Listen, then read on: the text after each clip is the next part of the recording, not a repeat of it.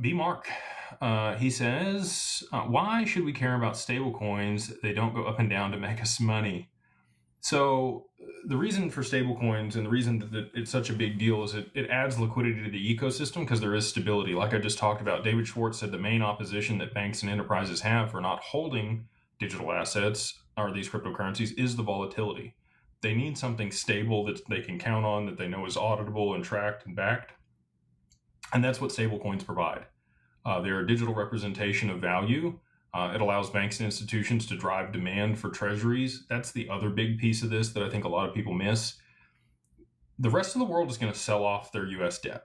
They do not want to hold it anymore. It's not going to be beneficial to them. The European Union is the largest holder at this point for US debt. They have about $2 trillion in US treasuries. Japan is also starting to delever. You've already seen Russia and China pretty much sell off the majority of what they hold in US treasuries, and they're buying their own.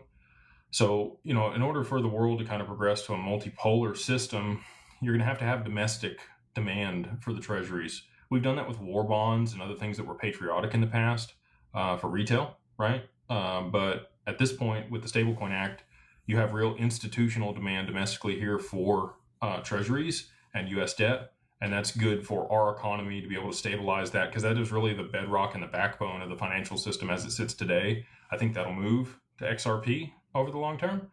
But as we sit today, you need something to allow for the transition to take place. And stablecoins absolutely do that the way that that's regulated here in the US through the Genius Act.